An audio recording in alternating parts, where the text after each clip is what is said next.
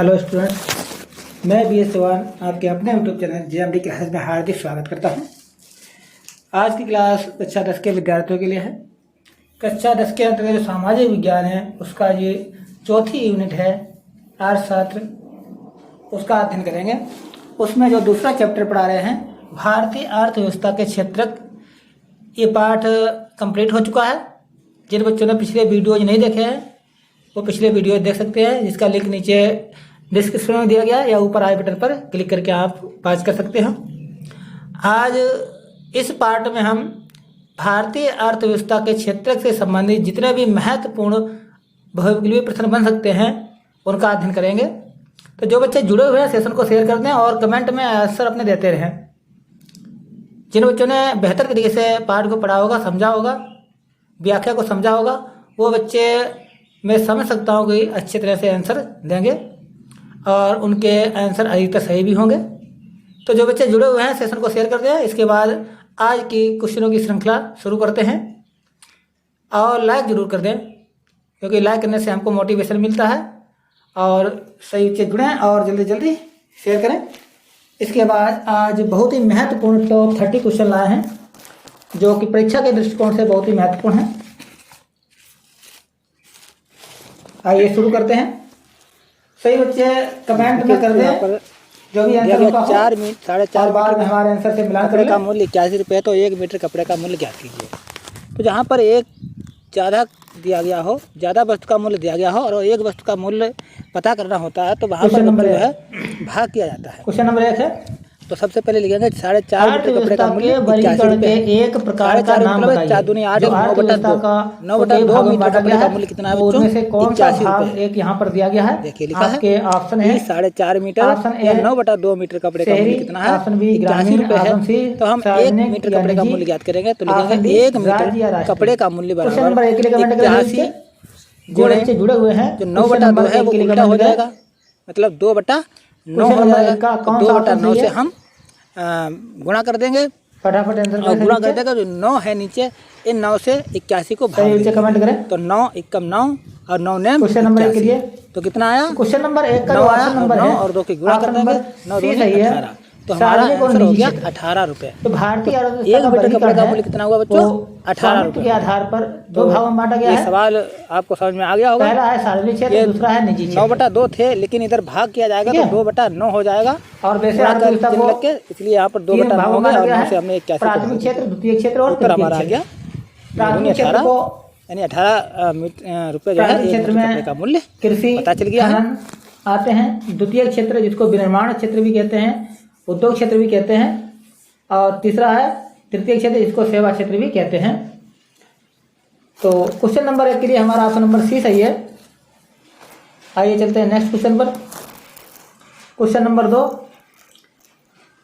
दिए गए आंकड़ों का अध्ययन करने के लिए रोजगार और गैर रोजगार के आंकड़े कहाँ से लिए जाते हैं। यानी अगर हमें किसी आंकड़ों का अध्ययन करना है तो मान लीजिए रोजगार के आंकड़े लेना है या गैर रोजगार के आंकड़े लेना है, मतलब बेरोजगारी के आंकड़े लेना है, तो ये आंकड़े हमें कहाँ से प्राप्त होते हैं, सटीक और प्रमाणिक आंकड़े कहाँ से प्राप्त होते हैं। तो आपके ऑप्शन यहाँ पर दिए गए हैं। भारतीय अर्थव्यवस्था पर सांख्यिकी की वास्तविक समय पुस्तिका से, दूसरा है राष्ट्रीय सांख्यिकी कार्यालय से जिसे NSO कहते हैं, और तीसरा है नीति आयोग से, और ऑप्शन डी है सांख्यिकी सूचना ब्यूरो से। तो क्वेश्चन नंबर 2 के लिए कमेंट करें। क्वेश्चन नंबर 2 के लिए सही से कमेंट करें। क्वेश्चन नंबर 2 का ऑप्शन नंबर बी सही है। राष्ट्रीय सांख्यिकी कार्यालय से हमें ये आंकड़े प्राप्त होते हैं, जिसे अंग्रेजी में NSO कहते हैं, नेशनल स्टैटिस्टिकल ऑफिस। ठीक है बच्चों, इस पॉइंट को नोट कर लें और कमेंट में ऑप्शन जरूर दें, विकल्प अपने बताएं कौन सा विकल्प सही है। क्वेश्चन नंबर 3, किसी अर्थव्यवस्था के वर्गीकरण के समूहों को क्या कहा जाता है। यानी कोई अर्थव्यवस्था है उसको जो वर्गीकरण किया जाता है तो उसे क्या कहा जाता है। ऑप्शन आपके सामने है। ऑप्शन ए क्षेत्र कहा जाता है, ऑप्शन बी केंद्र कहा जाता है, ऑप्शन सी प्रकार कहा जाता है, और ऑप्शन सी प्रकार कहा जाता है, और ऑप्शन डी श्रेणियां कहा जाता है। क्वेश्चन नंबर 3 के लिए कमेंट करें सही उत्तर। क्वेश्चन नंबर 3, किसी अर्थव्यवस्था के वर्गीकरण के समूहों को क्या कहा जाता है? क्वेश्चन नंबर 3 के लिए कमेंट करें सही उत्तर क्वेश्चन नंबर 3 के लिए। तो क्वेश्चन नंबर 3 का जो हमारा ऑप्शन नंबर है, ऑप्शन नंबर ए सही है। A is the right answer of question number 3, क्योंकि किसी अर्थव्यवस्था के वर्गीकरण के समूहों को हम क्षेत्रक कहते हैं। ठीक है, जैसे प्राथमिक क्षेत्र, द्वितीय क्षेत्र, तृतीय क्षेत्र, क्योंकि इस पाठ का नाम ही है भारतीय अर्थव्यवस्था के क्षेत्रक, तो ऑप्शन नंबर ए सही हो जाता है। क्वेश्चन नंबर 4 की ओर चलते हैं। क्वेश्चन नंबर 4 है, जब हम प्राकृतिक संसाधनों का दोहन करके किसी वस्तु का उत्पादन करते हैं तो उसे डॉट डॉट यानी यहाँ कहते हैं, उसे क्या कहते हैं? ऑप्शन ए है तृतीय क्षेत्र कहते हैं, ऑप्शन बी प्राथमिक क्षेत्र कहते हैं, ऑप्शन सी सेवा क्षेत्र कहते हैं और ऑप्शन डी सार्वजनिक क्षेत्र कहते हैं। क्वेश्चन नंबर 4 के लिए कमेंट करें सही उत्तर, कमेंट करते रहे सही उत्तर।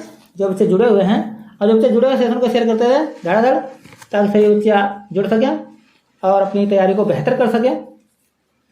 क्वेश्चन नंबर 4 के लिए कमेंट करें, क्वेश्चन नंबर 4 के लिए कमेंट करें सही उत्तर। क्वेश्चन नंबर 4 का ऑप्शन नंबर वी सही है, प्राथमिक क्षेत्र कहते हैं। यानी जब हम प्राकृतिक संसाधनों का दोहन करके उसे किसी वस्तु का उत्पादन करते हैं तो उसे हम कौन सा क्षेत्र कहते हैं? प्राथमिक क्षेत्र कहते हैं। ठीक है, कुछ question number 4। Next question, question number 5, कृषि एवं संबंधित क्षेत्र के अंतर्गत कौन सी गतिविधियां आती है?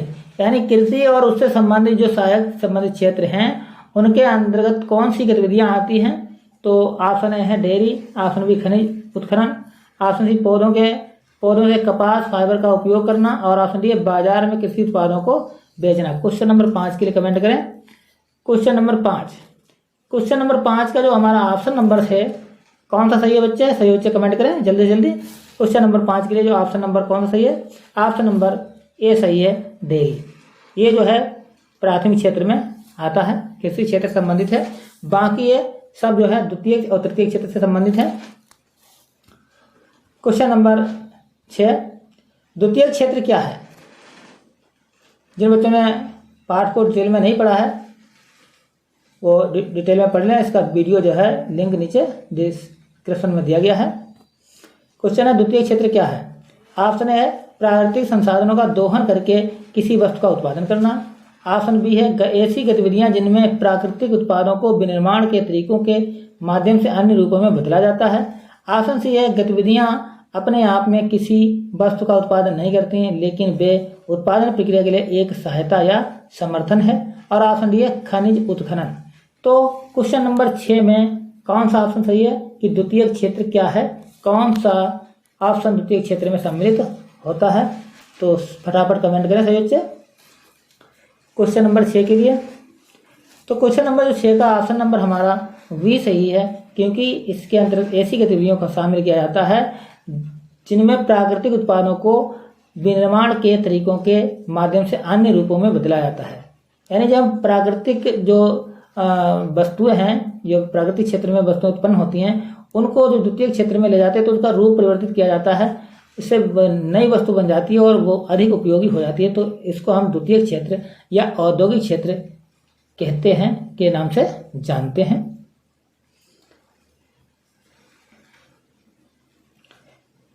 सॉरी बच्चों, यहाँ पर ऑप्शन नंबर ए सही है, ऑप्शन नंबर ए सही है। प्राकृतिक संसाधनों का दोहन करके किसी वस्तु का उत्पादन, सॉरी सही है बच्चों, मिस्टेक हो गई है।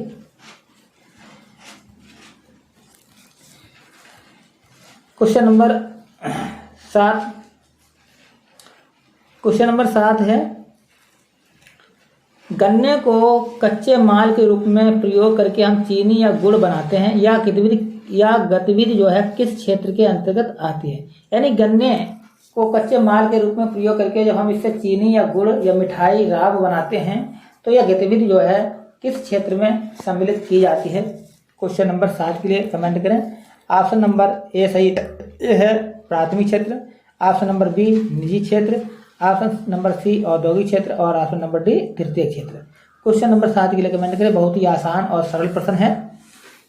यदि आपसे ये प्रश्न हल नहीं हुआ तो आपसे तो कहने का तात्पर्य आपकी पढ़ाई बेहतर नहीं है। तो फटाफट क्वेश्चन नंबर 7 के लिए कमेंट करें।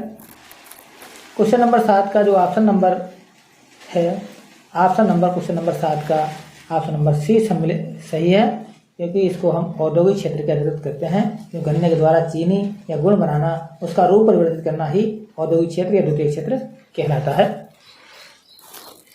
क्वेश्चन नंबर 8, वे गतिविधियां जो स्वयं किसी वस्तु का उत्पादन नहीं करती लेकिन वे उत्पादन प्रक्रिया के लिए सहायता या समर्थन देती हैं या समर्थन करती हैं, उन्हें कहा जाता है। उन्हें क्या कहा जाता है बच्चों? ऑप्शन आपके सामने हैं। ऑप्शन ए प्राथमिक, ऑप्शन बी निजी, ऑप्शन सी औद्योगिक और ऑप्शन डी तृतीयक। क्वेश्चन नंबर 8 के लिए कमेंट करें। क्वेश्चन नंबर 8 के लिए कमेंट करें। क्वेश्चन नंबर 8 का जो हमारा ऑप्शन नंबर डी सही है, उसे तृतीय क्षेत्र कहते हैं। तृतीय क्षेत्र मतलब सेवा क्षेत्र होता है। तृतीय क्षेत्र क्या होता है बच्चों? सेवा क्षेत्र होता है। तृतीय क्षेत्र को हम सेवा क्षेत्र कहते हैं। इसमें बैंक की सेवा, डॉक्टर की सेवा, वकील की सेवा, ठीक है, अध्यापक की सेवा, न्याय की सेवा, सभी सेवाओं को इसमें सम्मिलित किया जाता है। दूरसंचार की सेवा इत्यादि। क्वेश्चन नंबर 9, तृतीय क्षेत्र की एक क्रियाकलाप का नाम बताइए। यहाँ पर दिया है क्वेश्चन, तृतीय क्षेत्र की एक क्रियाकलाप का नाम बताना है। यानी 4 यहाँ पर ऑप्शन दिए गए, उनमें कौन सी एक तृतीय क्षेत्र का क्रियाकलाप है, यह तृतीय क्षेत्र के अंतर्गत सम्मिलित होता है। तो आपके ऑप्शन हैं। ऑप्शन ए है उत्पादित वस्तुओं को ट्रकों या ट्रेनों द्वारा ले जाया जाना चाहिए और फिर थोक और खुदरा दुकानों में बेच जाना चाहिए। ऑप्शन बी है यह क्षेत्र धीरे धीरे विभिन्न प्रकार के उद्योगों से जुड़ गया है। और ऑप्शन सी है ऐसी गतिविधियां जिनमें विनिर्माण के तरीकों के माध्यम से प्राकृतिक उत्पादों को अन्य रूपों में बदला जाता है। और ऑप्शन डी है प्राकृतिक संसाधनों का दोहन करके किसी वस्तु का उत्पादन करना आदि। तो क्वेश्चन नंबर 9 के लिए कमेंट करें। क्वेश्चन नंबर 9 का कौन सा ऑप्शन सही है? क्वेश्चन नंबर 9 क्या है? तृतीय क्षेत्र में कौन सा क्रियाकलाप सम्मिलित होता है? क्वेश्चन नंबर 9, तो तृतीय क्षेत्र में क्या होता है? सेवा क्षेत्र होता है। अब यहाँ पर ऑप्शन नंबर हमारा ए सही है। इसमें क्या है कि उत्पादित वस्तुओं को ट्रकों या ट्रेनों के द्वारा ले जाया जाना और फिर थोक या खुदरा दुकानों में बेचा जाना। यानी वस्तु को एक स्थान से दूसरे स्थान पर जो परिवहन के साधनों का उपयोग किया जाता है, तो परिवहन के साधन भी सेवा प्रदान करते हैं, तो ये भी तृतीय क्षेत्र में सम्मिलित होता है। तो इसलिए हमारा ऑप्शन नंबर ए सही हो जाता है। क्वेश्चन नंबर 10, किस क्षेत्र को सेवा क्षेत्र भी कहा जाता है? बहुत very very most important question है ये बच्चों। किस क्षेत्र को सेवा क्षेत्र भी कहा जाता है? ऑप्शन है आपके सामने, प्राथमिक क्षेत्र को, सार्वजनिक क्षेत्र को, औद्योगिक क्षेत्र को या तृतीय क्षेत्र को। क्वेश्चन नंबर 10 के लिए जवाब दें सही बच्चे। क्वेश्चन नंबर 10 के लिए जवाब दें। क्वेश्चन नंबर 10 के लिए जवाब दें सही बच्चे। फटाफट कमेंट में जवाब देते रहें और अपने को परखते रहें, अपने ज्ञान को जांचते रहें, सेल्फ टेस्ट लेते रहें और जैसे ही वीडियो समाप्त हो तो उसके अंत में बताएं कि आपने कितने क्वेश्चन सही किए हैं, आपके कितने क्वेश्चन सही हुए हैं। तो क्वेश्चन नंबर 10 का है ऑप्शन नंबर डी सही है।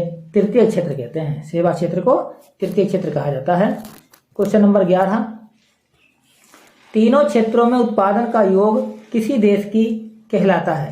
यानी किसी देश की क्या कहलाता है? आपके ऑप्शन है सकल आय कहलाता है, सकल घरेलू उत्पाद कहलाता है, ऑप्शन सी है शुद्ध घरेलू उत्पाद कहलाता है और ऑप्शन डी है शुद्ध आय कहलाती है। क्वेश्चन नंबर 11 का कमेंट करें।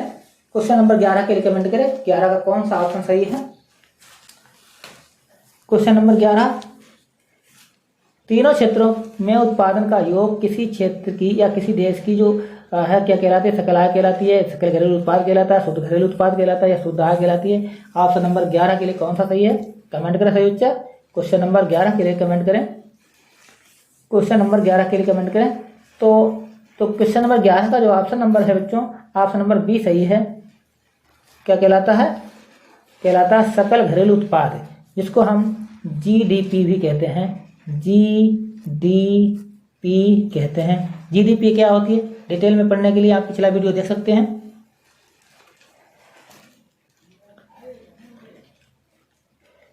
नेक्स्ट क्वेश्चन, किसी विशेष वर्ष के दौरान प्रत्येक क्षेत्र में उत्पादित अंतिम वस्तुओं और सेवाओं का मूल्य प्रदान करता है। क्या प्रदान करता है, यहाँ पर क्या लिखा जाएगा, आइए देखते हैं। आपके ऑप्शन हैं, ऑप्शन ए है उस वर्ष के लिए क्षेत्र का औसत उत्पादन, ऑप्शन बी है उस वर्ष के लिए क्षेत्र का शुद्ध उत्पादन, ऑप्शन डी है उस वर्ष के लिए क्षेत्र का कुल उत्पादन और ऑप्शन डी है उस वर्ष के लिए क्षेत्र का सकल उत्पादन। तो क्वेश्चन नंबर 12 के लिए कमेंट करें सही उत्तर, क्वेश्चन नंबर 12। तो यहाँ पर क्वेश्चन नंबर 12 का जो है ऑप्शन नंबर सी सही हो जाएगा। उस क्षेत्र के लिए, उस वर्ष के लिए क्षेत्र का कुल उत्पादन सम्मिलित होता है। क्वेश्चन नंबर 13, क्वेश्चन नंबर 13, कुल उत्पादन और रोजगार में धीरे धीरे सबसे महत्वपूर्ण बन गया है। यानी कुल उत्पादन और रोजगार में धीरे धीरे सबसे महत्वपूर्ण क्या बना है, कुल उत्पादन बना है या रोजगार बना है। देखिए यानी कौन कौन सब इसमें महत्वपूर्ण योगदान देता है। ऑप्शन है द्वितीय क्षेत्र, ऑप्शन बी तृतीय क्षेत्र, ऑप्शन सी सार्वजनिक क्षेत्र और ऑप्शन डी प्राथमिक क्षेत्र। तो कुल उत्पादन और रोजगार की दृष्टि से जो है सबसे महत्वपूर्ण क्या बन गया, कौन सा क्षेत्र बना है। क्वेश्चन नंबर 13 के लिए कमेंट करें। क्वेश्चन नंबर 13, क्वेश्चन नंबर 13 का जो ऑप्शन नंबर सही है, ऑप्शन नंबर ए सही है। क्वेश्चन नंबर 13 के लिए द्वितीय क्षेत्र कुल उत्पादन और रोजगार की दृष्टि से सबसे महत्वपूर्ण बन गया है। क्वेश्चन नंबर 14, प्राथमिक व्यवसाय कौन सा है, इनमें से प्राथमिक व्यवसाय कौन सा है। ऑप्शन है दर्जी, ऑप्शन बी टोकरी बुनने वाला, ऑप्शन सी फूल उगाने वाला, ऑप्शन डी है दूध विक्रेता। क्वेश्चन नंबर 14 के लिए कमेंट करें, इसमें जो है प्राथमिक व्यवसाय कौन सा है। तो प्राथमिक व्यवसाय कौन सा है, तो क्वेश्चन नंबर 14 का ऑप्शन नंबर सी सही है, फूल उगाने वाला प्राथमिक व्यवसाय के अंतर्गत आता है, क्योंकि फूल खेती में होते हैं और कृषि को प्राथमिक क्षेत्र माना गया है, इसलिए क्वेश्चन नंबर 14 का ऑप्शन नंबर सी सही है। क्वेश्चन नंबर 15, उत्पादित और बेची जाने वाली हर वस्तु या सेवा को गिनने की आवश्यकता नहीं है। कुल उत्पादन प्राप्त करने के लिए केवल ... को शामिल करना ही समझदारी है। तो यहाँ पर खाली स्थान पर, रिक्त स्थान पर क्या भरा जाएगा बच्चों, आपके ऑप्शन है उत्पादन में वस्तुओं और सेवाओं का मूल्य, उत्पादन में वस्तुओं और सेवाओं का मूल्य, अंतिम वस्तुएं और सेवाएं, वस्तुओं की वास्तविक संख्या को जोड़ना और तीनों क्षेत्रों में वस्तुओं और सेवाएं। तो क्वेश्चन नंबर 15 के लिए जवाब दें बच्चों, इसमें क्या सम्मिलित किया जाएगा। क्वेश्चन नंबर 15 का जो है ऑप्शन नंबर बी सही है, इसमें अंतिम वस्तुएं और सेवाओं को ही शामिल किया जाता है। क्वेश्चन नंबर 16, ये क्वेश्चन बहुत ही महत्वपूर्ण है। क्वेश्चन नंबर 16, मध्यवर्ती वस्तु का एक उदाहरण है। निम्नलिखित में से कौन सी एक मध्यवर्ती वस्तु है, आपको बताना है। ऑप्शन ए है बुनी हुई टोकरी, ऑप्शन बी लकड़ी से कुर्सी बनाना, ऑप्शन सी गेहूं का आटा, ऑप्शन डी बिस्कुट। तो मध्यवर्ती वस्तु कौन सी है, क्वेश्चन नंबर 16। क्वेश्चन नंबर 16 के लिए कमेंट करें। क्वेश्चन नंबर 16 फटाफट कमेंट करें, हम आपके कमेंट का वेट कर रहे हैं। क्वेश्चन नंबर 16 का कमेंट करें। क्वेश्चन नंबर 16 का जो ऑप्शन नंबर है सी सही है, गेहूं का आटा एक मध्यवर्ती वस्तु है, इसके द्वारा हम बहुत सी वस्तुओं का उत्पादन करते हैं, तो ये मध्यवर्ती वस्तु है। क्वेश्चन नंबर 16 के बाद क्वेश्चन नंबर 17, कई विकसित देशों के इतिहास से यह पता चला है या देखा गया है कि विकास के प्रारंभिक चरणों में क्षेत्र आर्थिक गतिविधि का सबसे महत्वपूर्ण क्षेत्र है। यानी कौन सा क्षेत्र यहाँ पर भरा जाएगा कि आर्थिक गतिविधि का सबसे महत्वपूर्ण क्षेत्र रहा है। तो आपके ऑप्शन है सार्वजनिक क्षेत्र, तृतीय क्षेत्र, माध्यमिक क्षेत्र और प्राथमिक क्षेत्र।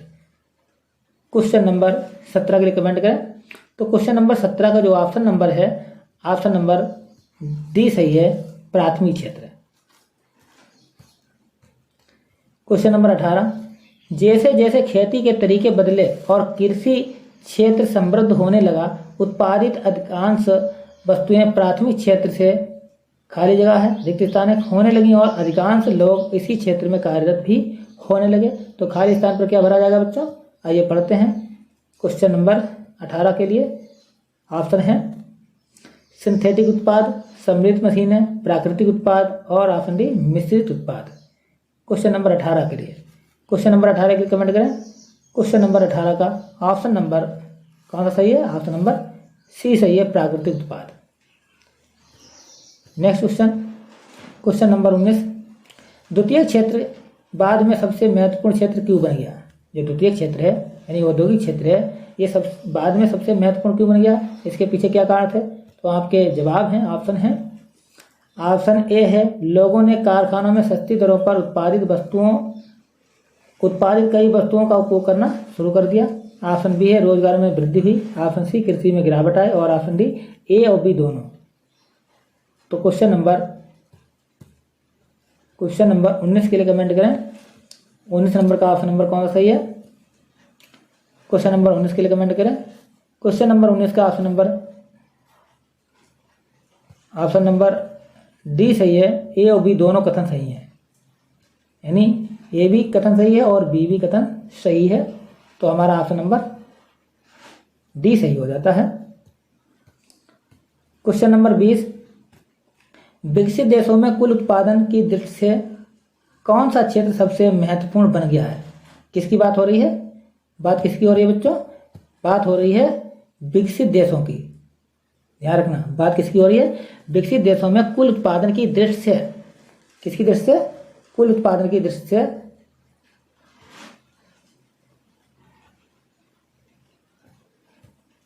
कुल उत्पादन की दृष्टि से सबसे महत्वपूर्ण क्षेत्र कौन सा बन गया है? तो आपके ऑप्शन है प्राथमिक क्षेत्र, औद्योगिक क्षेत्र, सेवा क्षेत्र और सार्वजनिक क्षेत्र। क्वेश्चन नंबर 20, क्वेश्चन नंबर 20 के लिए कमेंट करें। क्वेश्चन नंबर 20 का जो ऑप्शन नंबर है सी सही है, सेवा क्षेत्र। विकसित देशों में कुल उत्पादन की दृष्टि से सेवा क्षेत्र का यानी तृतीय क्षेत्र का महत्वपूर्ण योगदान है। क्वेश्चन नंबर 21, जीडीपी के दिए गए आंकड़ों में 1974 में सबसे अधिक उत्पादक क्षेत्र कौन सा था? यानी 1974 में, ये ध्यान रखना बच्चों, क्वेश्चन भी इंपॉर्टेंट है कि जीडीपी की दृष्टि से जो दिए गए आंकड़े हैं उसमें 1974 में सबसे अधिक उत्पादक क्षेत्र कौन सा था? तो 1974 की बात है, सबसे ज़्यादा उत्पादित क्षेत्र कौन सा है? सबसे ज़्यादा उत्पादन के क्षेत्र में हुआ है। तो आपके जवाब हैं प्राथमिक क्षेत्र, तृतीय क्षेत्र, द्वितीय क्षेत्र और समान उत्पादन। तो क्वेश्चन नंबर 21 के लिए कमेंट करें सही बच्चे। क्वेश्चन नंबर 21, तो क्वेश्चन नंबर 21 का जो ऑप्शन है, ऑप्शन नंबर ए सही है। क्वेश्चन नंबर 21 के लिए प्राथमिक क्षेत्र जो है जीडीपी 1974 में सबसे अधिक उत्पादित क्षेत्र रहा। क्वेश्चन नंबर 22, प्राथमिक क्षेत्र को और क्या कहा जाता है? यानी प्राथमिक क्षेत्र को और अन्य किस क्षेत्र के नाम से जाना जाता है? तो कमेंट करें सही बच्चे। ऑप्शन है सेवा क्षेत्र, ऑप्शन बी कृषि और संबंधित क्षेत्र, ऑप्शन सी पूर्व उद्योग क्षेत्र और ऑप्शन डी असंगठित क्षेत्र। तो क्वेश्चन नंबर 22 के लिए कमेंट करें सही बच्चे। क्वेश्चन नंबर 22, तो क्वेश्चन नंबर 22 है उसका ऑप्शन नंबर बी सही है, कृषि और संबंधित क्षेत्र कहा जाता है प्राथमिक क्षेत्र को। क्वेश्चन नंबर 23, जीडीपी के दिए गए आंकड़ों में 2013 और 14 में सबसे अधिक उत्पादक क्षेत्र कौन सा था? अब बात हो रही है 2014 की, अभी बात पिछले क्वेश्चन में होती 1974 की, अब बात हो रही है 2013-14 में सबसे अधिक उत्पादित क्षेत्र कौन सा था? ऑप्शन है आपके सामने प्राथमिक क्षेत्र, तृतीय क्षेत्र, द्वितीय क्षेत्र और समान उत्पादन। क्वेश्चन नंबर 23, तो क्वेश्चन नंबर 23 का जो ऑप्शन है बच्चों, क्वेश्चन नंबर 23 का जो ऑप्शन नंबर बी सही है, तृतीय क्षेत्र में जो है सबसे अधिक उत्पादन क्षेत्र रहा है। और क्वेश्चन नंबर 24, द्वितीय क्षेत्र को और भी क्या कहा जाता है? यानी द्वितीय क्षेत्र को अन्य किस नाम से जाना जाता है? या द्वितीय क्षेत्र का दूसरा नाम क्या है? तो आपके ऑप्शन है संगठित क्षेत्र, सेवा क्षेत्र, औद्योगिक क्षेत्र और सार्वजनिक क्षेत्र। क्वेश्चन नंबर 24, क्वेश्चन नंबर 24 के लिए कमेंट करें। क्वेश्चन नंबर 24, तो क्वेश्चन नंबर 24 का जो ऑप्शन नंबर सही है, क्वेश्चन नंबर 24 का ऑप्शन नंबर सी सही है, औद्योगिक क्षेत्र। क्वेश्चन नंबर 25, 40 वर्षों में किस क्षेत्र में सबसे अधिक वृद्धि हुई है? प्राथमिक क्षेत्र में, तृतीय क्षेत्र में, द्वितीय क्षेत्र में और समान उत्पादन। तो बताइए किस 40 वर्षों में किस क्षेत्र में सबसे अधिक वृद्धि हुई है? जवाब ऑप्शन आपके सामने है, फटाफट कमेंट करें। मान लीजिए 25 का जो भी आंसर तुम्हें मालूम है, तो 25 का ए सही है तो ए लिख दें, 25 का बी सही है तो बी लिख दें, ऐसे कमेंट करें। तो क्वेश्चन नंबर 25 के लिए कमेंट करें। क्वेश्चन नंबर 25 का ऑप्शन नंबर बी सही है, तृतीय क्षेत्र या सेवा क्षेत्र में सबसे अधिक वृद्धि हुई है। क्वेश्चन नंबर 26, इनमें से किसे बुनियादी सेवाएं माना जाता है, यानी बुनियादी सेवा माना जाता है? तो आपके जवाब हैं गेहूं की खेती, परिवहन, भंडारण और police station. Question number 26, question number 26 के लिए कमेंट करें। क्वेश्चन नंबर 26, क्वेश्चन नंबर 26, इनमें से किसे बुनियादी सेवाएं माना जाता है?